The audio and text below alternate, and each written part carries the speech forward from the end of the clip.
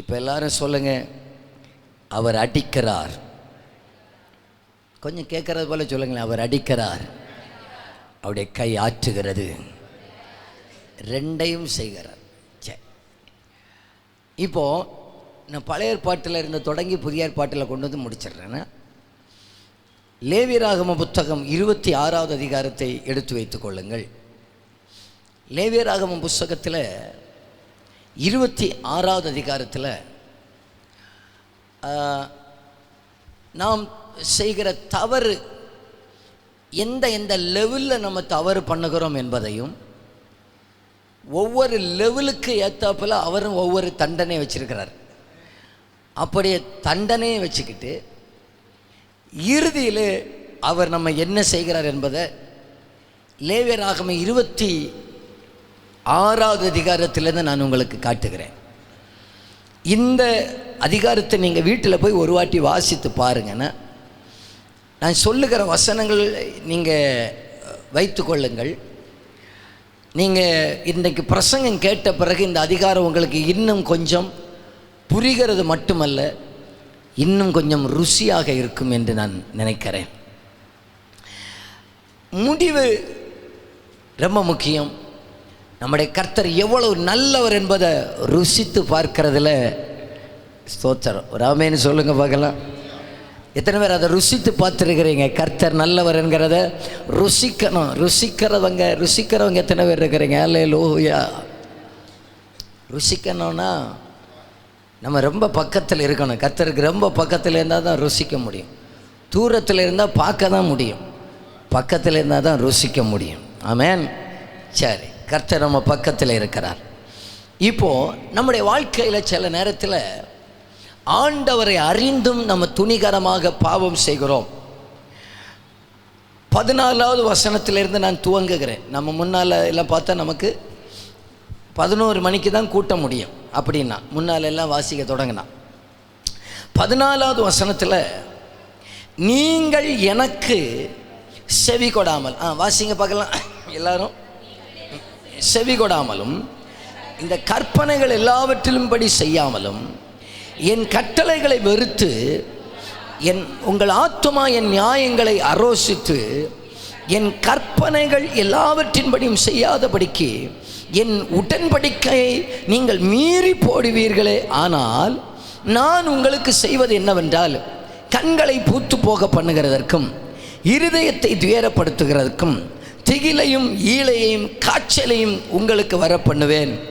நீங்கள் விதைக்கும் விதை விருதாவாக இருக்கும், உங்கள் சத்துருக்கள் அதன் பலனை தென்பார்கள். சரி, இப்போது நம்பர் 1வது ஸ்டெப்பை வச்சுக்கிடுங்க. என்னன்னா, நாம் ஆண்டவருடைய கற்பனைகளின் படி செய்யாமற் போகிறது. எல்லாரும் சொல்லுங்கள் முதல்ல, கற்பனையின் படி செய்யாமல் போகிறது. கற்பனையின் படி செய்யாமல் போகிறது அப்படின்னு சொன்னால், கற்பனை என்னன்னு தெரியும், நடக்க வேண்டிய பாதை என்னன்னு சொல்லுங்க தெரியும், ஒழுங்கா ஆராதனைக்கு வரணும்னு தெரியும், ஒழுங்கா ஜெபம் பண்ணணும்னு தெரியும், ஒழுங்கா பரிசுத்தமாக வாழணும்னு எல்லாம் தெரிஞ்சுக்கிட்டு நம்ம தெரியாதது போல போயிட்டோன்னு வச்சுக்கோமே, தெரிஞ்சுக்கிட்டு தெரியாதது போல நடந்துக்கிட்டு இருந்தோன்னு வச்சுக்கோமே, ஆண்டவர் முதல்ல சின்னதாக காய்ச்சல் அப்படி தானே இருக்குது, இந்த மாதிரிப்பட்ட சின்னதை தந்து, இந்த மாதிரிப்பட்ட சின்ன காரியங்களை தந்து ஆண்டவர் பார்ப்பார். எதற்கு தெரியுமா? சில சின்ன சின்ன காரியங்களை தர்றது நம்ம எப்படியாவது ஆண்டவருக்கு நேராக கொண்டு வரணும். அதுதான் ஆண்டவருடைய நோக்கம். உலகத்துடைய சிக்ஷைக்கும் ஒரு தகப்பனுடைய சிக்ஷைக்கும் வித்தியாசம் உண்டு. உலகத்துடைய சிக்ஷை கோபத்தை தீர்ப்பாங்க, தகப்பனுடைய சிக்ஷை இனி அந்த பிள்ளை அந்த தப்பை செய்யக்கூடாது என்பதற்காக. அம்மாமாரெல்லாம் கையை உயர்த்தி ஒரு அல்லேலியா சொல்லுங்க. அம்மாமாரும் அப்பாமாரும் எனக்கு பிள்ளைகள் உண்டுன்னு சொல்லுகிறவங்க மட்டும் ஒரு அல்லேலியா சொல்லுங்க பார்க்கலாம். சிலருக்கு அல்லேலியா பார்த்தாச்சுன்னா ஏன் பிறந்ததோன்னு கேட்ட போலேயே இருக்கு. சரி, இனி நம்ம அங்கே போவோம். இப்போது உங்கள் பிள்ளை எல்லாம் தப்பு பண்ணுதா? நம்ம பிள்ளை தப்பு பண்ணுதா? தப்பு பண்ணாத பிள்ளை உங்கள் வச்சுருக்கீங்களா உங்கள் வீட்டில்? உங்கள் பிள்ளை தப்பு பண்ணினதும் நீங்கள் உங்கள் அந்த வட்டத்தில் இருக்கிற போலீஸ் ஸ்டேஷனில் போய் கம்ப்ளைண்ட் பண்ணி, இப்படியாக என்னுடைய மகன் என்ன அல்லது என்னுடைய மகள் என்னை எதிர்த்து பேசிவிட்டால், ஆகையினால் டிஆர் எஸ்ஐ சார் நீங்கள் வந்து அவன் மேலே ஒரு கடினமான அப்படியா பண்ணுறீங்க? அங்கே போனால் அவர் கட்டை எடுப்பார், நமக்கு ஒரு சட்டுவத்தோடு முடியும் இல்லையா, ஒரு கம்போட தீருவாங்க. சரி, இது எதற்காகன்னா என் பிள்ளை திரும்ப என்ன செய்யக்கூடாது, அந்த தப்பை பண்ணக்கூடாது என்பதற்காக. கிருபை உள்ள ஆண்டவரை பாருங்கள், இதெல்லாம் நம்ம ஆண்டவருக்கு வார்த்தையின்படி செய்யாமல் போயிடுறோம், நடக்காமல் போயிடும், தெரிஞ்சும் போகிறதுனால 18வது வசனத்தை இப்போ வாசிப்போம். இவ்விதமாய் நான் உங்களுக்கு செய்தும் இன்னும் நீங்கள் எனக்கு செவி கொடாதிருந்தால் உங்கள் பாவங்கள் நிமித்தம் பின்னும் ஏழத்தனையாக உங்களை தண்டித்து. எல்லாரும் உங்கள் வலது கையை உயர்த்தி சொல்லுங்கள் பார்க்கல, இப்படி சொல்லுங்கண்ணா, நிறைய இருக்குது, இப்படி சொல்லுங்கள், 7 மடங்கு தண்டிப்பார். ஒன்று கூட சத்தமாக சொல்லுங்கள் பார்க்கலாம். பக்கத்தில் இருக்கிற கையை பிடிச்சி சொல்லுங்கள், மரியாதையா? அது என்ன பார்த்து மரியாதையா சொல்லுங்க. மரியாதையாக செவி கொடுத்தா திருத்தி கொண்டு வந்துடுவார், அல்லனா 7 கம்பு முறிக்கிறது வரைக்கும் அடிப்பார். ஆமாம், ஒரு லேலியா சொல்லியிருங்க பார்க்கலாம். 7 அத்தனையாக. இப்போ அதில் எனக்கு ரொம்ப பிடிச்ச வார்த்தை என்னன்னா, இன்னும் நீங்கள் எனக்கு செவி கொடாதிருந்தால், அந்த அந்த அதை வந்து நீங்கள் அண்டர்லைன் பண்ணி வைக்கணும். இன்னும் எனக்கு செவி கொடாதிருந்தால். அப்போ ஆண்டவர் என்ன விரும்புகிறார்னா, சில சிக்ஷைகளை ஆண்டவர் நமக்கு தந்து, சில காரியங்களை ஆண்டவர் நமக்கு தந்து, நம்ம இன்னும் அவருடைய செவி கொடுத்தலுக்குள்ளாக வர வேண்டும் என தான் என் கர்த்தர் விரும்புகிறார். இன்னும் அவருக்கு உள்ளாக வர வேண்டும் என தான் என் கர்த்தர் விரும்புகிறார். அல்லேலூயா. எத்தனை பேர் இப்போ அந்த அந்த அந்த வார்த்தையை புரிகிறவங்க எத்தனை பேர் இருக்கிறீங்க? கர்த்தர் என்னை தண்டிப்பது என்ன அவர் அண்டையில் இன்னும் சேர்ப்பதற்காக தான் விரும்புகிறார், என்னை தள்ளுவதற்காக அல்ல, என்னை அழிப்பதற்காக அல்ல, என்னை அவரோடு சேர்த்து கொள்ள விரும்புகிறார். அவர் அண்டையில் இன்னும் வரவே விரும்புகிறார். அல்லேலூயா. ரெண்டாவதாக நம்ம என்ன செய்வோம்னா, 21வது வசனம், நீங்கள் எனக்கு செவிகொட மனதில்லாமல்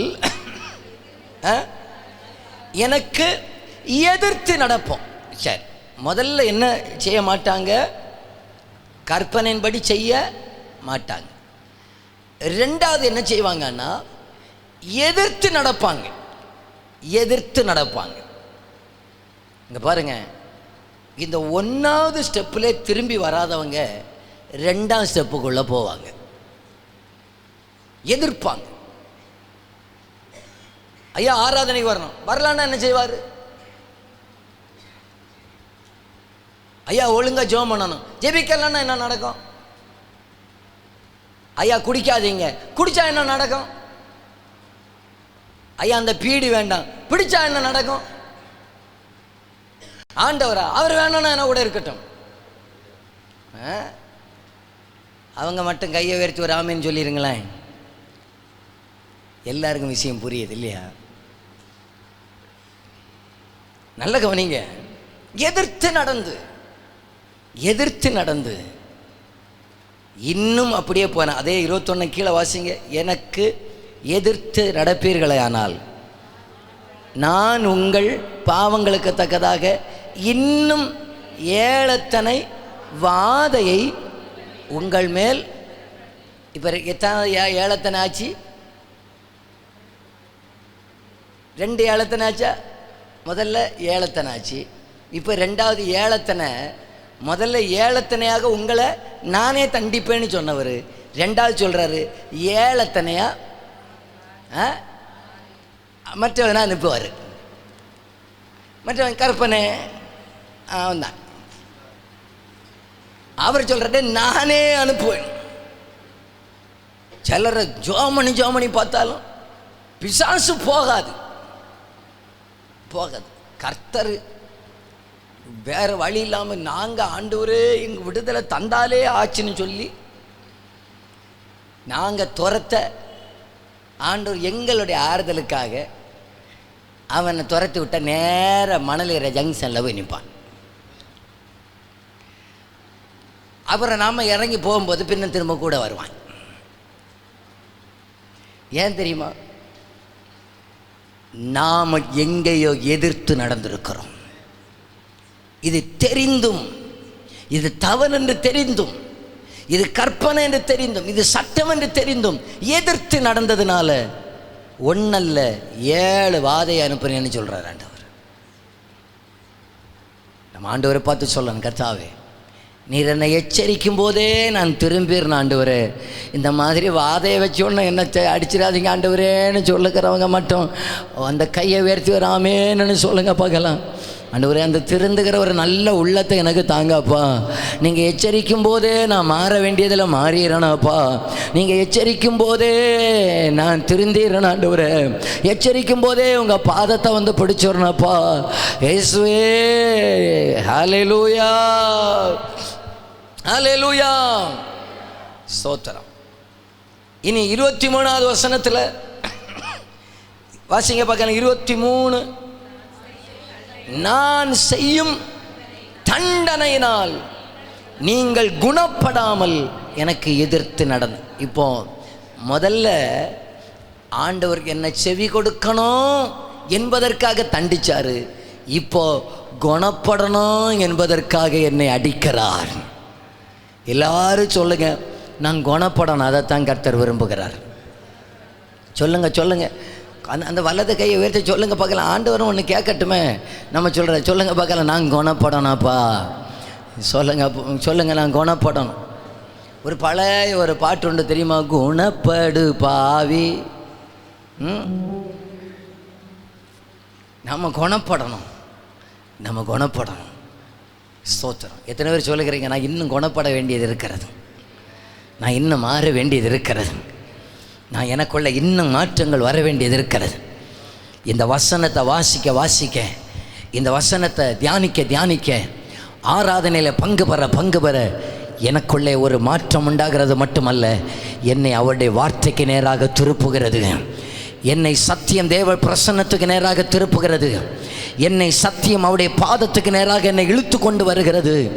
என்னை அவருடைய ராஜ்யத்துக்குரியவனாக மாற்றுகிறது. அவங்க மட்டும் கையை தட்டி வராமேன்னு சொல்லுங்க பார்க்கலாம். நல்லா 2 கையை தட்டி என்னை குணப்படுத்துகிறது. எத்தனை யாராவது சொல்லுகிறீங்க இருக்கிறீங்களா?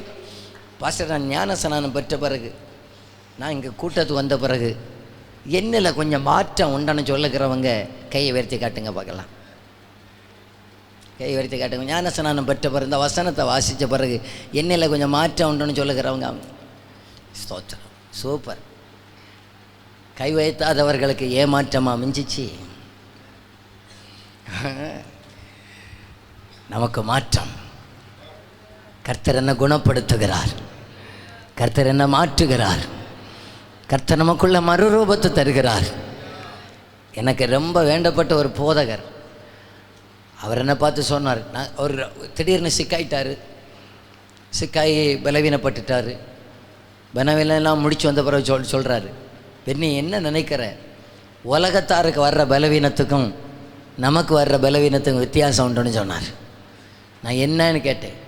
இந்த பலவீனத்துக்கு பிறகு நான் இன்னும் ஆண்டவர் அண்டையில் நெருங்கி சேர்ந்திருக்கிறேன். இந்த பிரச்சனைக்கு பிறகு இன்னும் ஆண்டவரை நான் நெருங்கி வந்திருக்கிறேன். இன்னும் அவர் பாதத்தை பிடிச்சிருக்கிறேன். அவர் என்னை குணப்படுத்தி இருக்கிறார், அவர் என்னை விடுதலையாக்கி இருக்கிறார். சில பகுதிகளில் இன்னும் அர்ப்பணிப்புக்கு நேராக நடத்தி இருக்கிறார், இன்னும் தீர்மானத்துக்கு நேராக நடத்தி இருக்கிறார். ஹல்லேலூயா. அவர் என்னை குணப்படுத்தி இருக்கிறார். இந்த பிரசங்கங்கள் எல்லாம் பண்ணும்போது, ஆராதனை எல்லாம் இருக்கும்போது குறைவுகளை ஆண்டவர் உணர்த்தினா உடனடி ஆண்டவர்கிட்ட சொல்லணும், ஆண்டவரே நான் இன்னும் குணப்படணும் ஆண்டவரே. நான் இன்றைக்கி ஆராதனையில் குணப்படாதவனாக வந்திருக்கலாம், போகும்போது குணப்பட்டவனாக போயிடணும். போகும்போது குணப்பட்டவனாக போயிடும். நம்மளை பார்த்து சொல்லணும், இவங்க ஆராதனைக்கு போன பிறகு கொஞ்சம் மாற்றம் உண்டு. கேட்டிங்களா? ஆராதனைக்கு போன பிறகு எனக்கு ஒழுங்காக சாப்பாடெல்லாம் தாரா அப்படின்னு வீட்டில் சொல்லணும். ஆராதனைக்கு போன பிறகு ஒழுங்காக ஜெபம் பண்ணுறாங்க. ஆராதனைக்கு போன பிறகு இப்போ வில்லங்கம் கொஞ்சம் குறைவு, குடும்பத்தில் குணப்பட்டிருக்கு. அதுலேயும் குணப்படலைன்னு வச்சுக்கிடுங்க. 24வது வசனத்தை வாசிங்க. நான் உங்களுக்கு எதிர்த்து நடந்து உங்கள் பாவங்களின் நிமித்தம். இப்போ இது எத்தனையாவது 7? 3வது 7. வெறும் 7 வந்தாலே தாங்காது. இந்த 3வது 7 கூட வந்தால் தாங்குமாக்கும் இந்த மாதிரி சைஸ் எல்லாம். இப்போ ஆண்டவர் சொல்கிற 3வது 7 சொல்கிறாரு. அவர் 3வது 7 சொல்கிறங்காரு. என்ன தெரியுமா சொல்கிறாரு? நானே உங்களுக்கு எதிர்த்து, நீ எனக்கு எதிர்த்து நடந்தா நான் உங்களுக்கு எதிர்த்து நடப்பேன். நான் உங்களுக்கு சொல்லுகிறேன், உலகமே நமக்கு எதிராக வந்தாலும் கர்த்தர் மட்டும் நமக்கு துணையாக நின்னா நமக்கு தான் ஜெயம். நம்பினா நல்ல ஒரு ஆமேன் வந்திருக்கும். உலகமே நமக்கு விரோதமாய் பதிவு இருக்கலாம், உலகமே நம்ம பகைக்கலாம், எல்லாரும் வேண்டுமானால் நமக்கு விரோதமாய் எழும்பலாம். எத்தனை பேர் விரோதமாக எழும்பினாலும் கர்த்தர் என் பட்சத்தில் இருந்தால், அவர் மட்டும் நமக்கு துணையாக இருந்தால் ஜெயத்தை கர்த்தர் நமக்கு தான் தருகிறவராக இருக்கிறார். எல்லாரும் அந்த வலது கையை வைத்து சொல்லுங்க, நீர் என்னோடு இருக்கும்போது என்னாலும் வெற்றி வெற்றியே. நீர் என்னோடு இருக்கும்போது தோல்வி எனக்கில்லையே, நாங்கள் தோற்று போவதில்லையே, தோல்வி எனக்கில்லையே.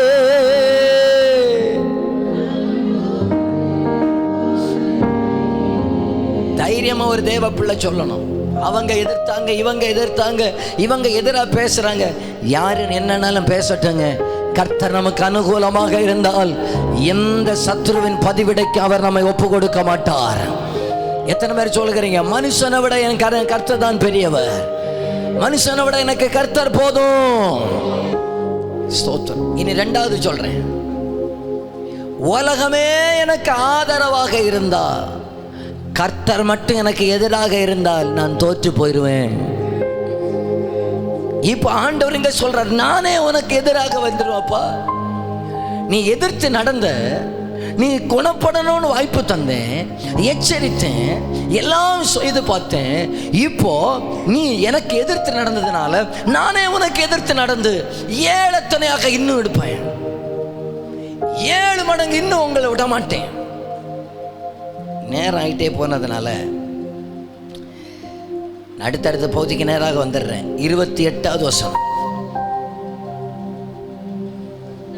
நானும் உக்கிரத்தோட உங்களுக்கு எதிர்த்து நடந்து நானே உங்கள் பாவங்கள் நிமித்தம் உங்களை. இது எத்தனையாவது 7? இந்த 4வது 7 ஒரு ஆளுக்கு வந்தா இருந்த எண்ணத்துக்கு அப்படிதானே? சகிக்க முடியுமா? சகிக்க முடியும். இப்போ இப்படி கால்க்கு நான் இதை தியானிக்கும் போது இப்படியாக நினைச்சேன். 1ல் இருந்தது முதல் 7, அப்ப 7 மாறிச்சு. இப்ப 7ல் இருந்தது அடுத்து 7 மாறினா எப்படி இருக்கு? 49 ஆச்சு.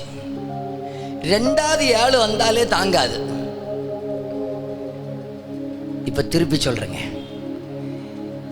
இவ்வளவு குழிக்குள்ள விழுந்தாலும் அவர் கிருபையினால நம்மை திரும்ப 1வது இடத்துல கொண்டு வந்து நிறுத்த அவர் உண்மை உள்ளவராக இருக்கிற நல்ல அப்பாவுக்கு ஒரு கையை தட்டி ஒரு ஆமேன்னு சொல்ல மாட்டீங்களா?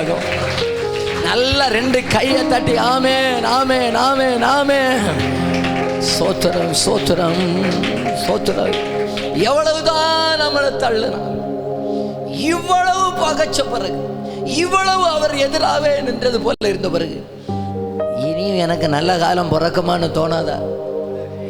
இனி நான் வாழ்ந்துன்னு தானே தோணும். இனி என் வாழ்க்கையில் ஒரு நல்ல காரியம் நடக்குமான்னு தானே தோணும். இனி எனக்கு ஒரு அற்புதம் நடக்குமான்னு தானே தோணும். இவ்வளவு நடத்த பிறகு அந்த அதிகாரத்தை எப்படின்னு தெரியுமா சொல்லி ஆண்டவர் முடிக்கிறாரு. இவ்வளவு செஞ்ச பிறகும் எதிர்த்து நடந்த, இனி நீ எனக்கு வேண்டாம் போடான்னு சொல்லி நம்மளை தள்ளி இருக்கலாம், அழிச்சிருக்கலாம், கொன்னு இருக்கலாம். இனி போய் ஒன்னு அதம் பண்ணுவேன்னு சொல்லி அதம் பண்ணுவதற்கு அவருக்கு அதிகாரம் உண்டு. இவ்வளவு செய்த பிறகும் இப்ப கடைசி ஆண்டவர் என்ன தெரியுமா? இப்போ ஒரு 3-4 வசனத்தை சேர்ந்து வாசிப்போம். 40வது வசனத்திலிருந்து வாசிப்போம். அவர்கள் எனக்கு விரோதமாக துரோகம் பண்ணி நடப்பித்த தங்கள் அக்கிரமத்தையும் தங்கள் பிதாக்களின் அக்கிரமத்தையும் அறிக்கையிடுகிறது பற்றி அவர்கள் எனக்கு எதிர்த்து நடந்தபடியால் நானும் அவர்களுக்கு எதிர்த்து நடந்து அவருடைய சத்துருக்களின் தேசத்தில் அவர்களை கொண்டு போய் விட்டதையும் அறிக்கையிட்டு விருத்த சேதனம் இல்லாத தங்கள் இருதயத்தை தாழ்த்தி தங்கள் அக்கிரமத்துக்கு கிடைத்த தண்டனை நியாயம் என்று ஒத்துக்கொண்டால் நான் யாக்கோபோட பண்ணின என் உடன்படிக்கையும் ஈசாக்கோட பண்ணின என் உடன்படிக்கையும் ஆபிரகாமோட பண்ணின என் உடன்படிக்கை நினைப்பேன், தேசத்தையும் நினைப்பேன். கையை தட்டி ஒரு ஆமேன்னு சொல்ல மாட்டீங்களா? இப்ப 44வது வசனத்தை வாசிங்க. அவர்கள் தங்கள் சத்துருக்களின் தேசத்தில் இருந்தாலும் நான் அவர்களை நிர்மூலமாக்கத்தக்கதாக பண்ணின என் உடன்படிக்கை அபத்தமாக்கத்தக்கதாகும். நான் அவர்களை கைவிடவும் வெறுக்கவும் மாட்டேன். நான் அவர்கள் தேவனாகிய கர்த்தர். கையை தட்டி ஒரு ஆமென்னு சொல்லுங்க பார்க்கலாம். தலைக்கு மேல கையை தட்டி இவ்வளவு செஞ்சும் வெறுக்காதவர், இவ்வளவு செஞ்சும் கைவிடாதவர், இவ்வளவு செஞ்சும் நேசிக்கிறவர். உம்மை அல்லாமல் எனக்கு யாருண்டு? உம்மை அல்லாமல் எனக்கு யாருண்டு? சொல்லுங்க. உம்மை அல்லாமல் எனக்கு யாருண்டு? உம்மை அல்லாமல். இப்போ நான் உங்களுக்கு சொல்றேன், நீங்க எத்தனை பேர் 1வது ஏழில் நிக்கிறீங்கன்னு தெரியாது, எத்தனை பேர் 3வது ஏழில் நிக்கிறீங்கன்னு தெரியாது. நான் நம்புறேன் 4வது ஏழில் நிக்கிறவங்களும் இதுக்குள்ள உண்டுன்னு. ஆமா தானே? இவ்வளவு நேரம் இருந்தாலும் உங்கள் தப்புவதற்கு ஒரு வழி என்ன தெரியுமா?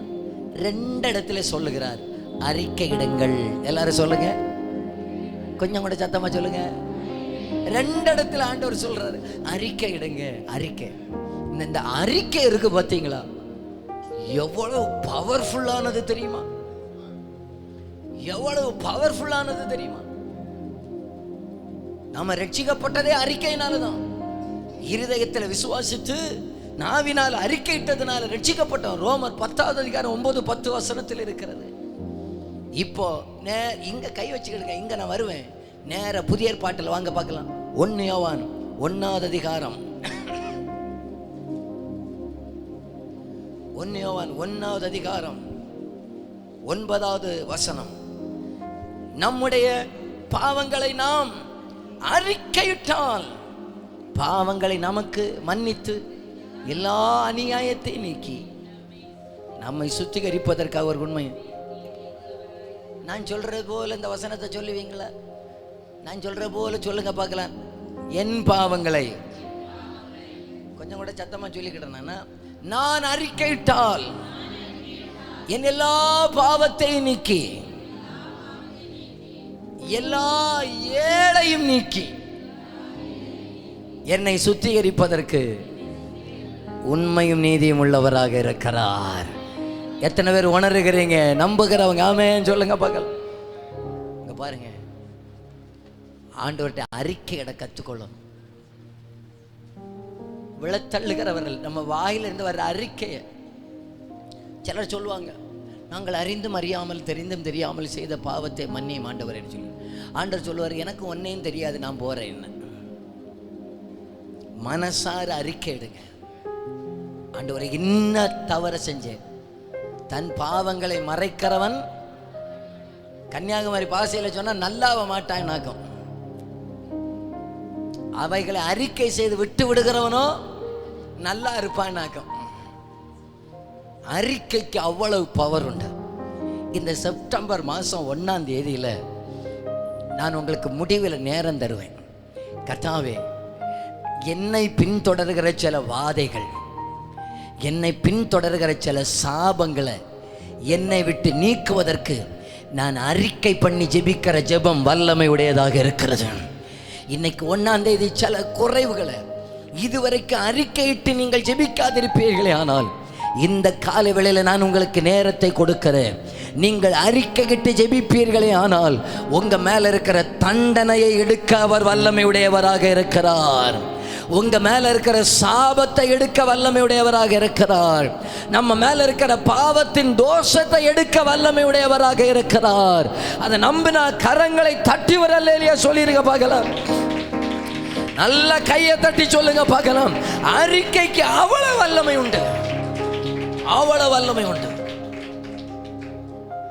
இந்த சகை அறிக்கைட்டான், நான் அநியாயமா வாங்கினதை நாளா கொடுக்கிறேன், ஆசையில பாதிய ஏழைக்கு கொடுக்கிறேன். அவன் சொன்னான், உண்மையை உள்ளது போல சொன்னான், உண்மையை உள்ளது போல சொன்னான். நேற்றுக்கு நாங்கள் எங்கள் மேலே வேலை பார்த்துட்டு இருந்தோம். அப்போ நம்ம சார் வந்து ஒரு சம்பவம் சொன்னார். பாஸ்டர், இந்த வாரத்தில் நான் இப்படி பைக்கில் போனேன்னா ஒரு காலேஜ் படிக்கிற பையன் என்கிட்ட லிஃப்ட் கேட்டான். நான் லிஃப்ட் கேட்ட உடனே நிப்பாட்டி அவனை வண்டியில் ஏற்றி கேட்டேன், எங்கடா போறேன்னு கேட்டேன். காலேஜ் முடிகிற டைம் ஆகல இல்லடா, நீ ஏன்டா வெளியே வந்த? அவன் என்ன தெரியுமா சொன்னான், நான் கிளாஸ்ல ஒரு தப்பு பண்ணிட்டேன், ஆகையினால என்ன வெளியே தள்ளிட்டாங்க. நான் உடனே சொன்னேன், உண்மையை சொன்னான் இல்லையா சார், அவன் தப்பிடுவான். நான் உங்களுக்கு சொன்ன புரியுதா உங்களுக்கு? உடனே வாய் கூசாம, நீ என்னடா செஞ்ச, ஒருத்தனை போட்டு சாத்திட்டேன். உண்மையை சொன்னான் இல்லையா, அவன் தப்புவான். சிலரை தெரியுமா, ஒன்றை மறைக்கிறதுக்கு 9 போய் சொல்லுவாங்க. அதை நான் கிளாஸ்ல இருந்து வந்தேன்னா, அந்த எனக்கு ஒரு மேடம் ஒருத்தி இருக்கிறா, நான் இருந்தா குத்தம், எலும்புனா குத்தம், போனா குத்தம், எதுக்கும் என்னையே வெளியே, அவனுக்கு அதையும் சொல்லி இருக்கலாம். ஆனா சொன்ன தப்பு என் மேலதான். எத்தனை பேர் சொல்லுகிறீங்க, சில காரியம் நடக்காததுக்கு தப்பு என் மேலதான். நாம இப்ப எல்லாருக்கும் தப்புறதுக்கு ஒரே ஒரு வழி உண்டு. ஒருத்தன் கிடைச்சான், யாரு? தலைவேதனை வந்தா, இயேசுவின் நாமத்தினால தலைவேதனை கொண்டு வந்த அந்த பிசாசே, அவன் சொல்லுவான், சிஸ்டர் நான் இல்லை, சத்தியமா சிஸ்டர் நான் இல்லை. அடுத்து எனக்கு பயங்கரமான முதுகுவலியை கொண்டு வருகிற ஆவியே, ஐயோ சிஸ்டர் நான் வேர்க்கிழமை தாண்டி மாசங்களாச்சு, நான் இல்லை. அடுத்த சொல்லும், என்ன செபிக்க விடாமல் குழப்பத்தை உண்டாக்குற ஆவியே. அவன் சொல்ல, சிஸ்டர் கூப்பிட்டீங்களா? நான் சும்மா போனேன். எல்லாத்துக்கும் நமக்கு இப்ப யாரு கிடைச்சா? பிசாசு. எல்லாத்துக்கும் பிசாசு.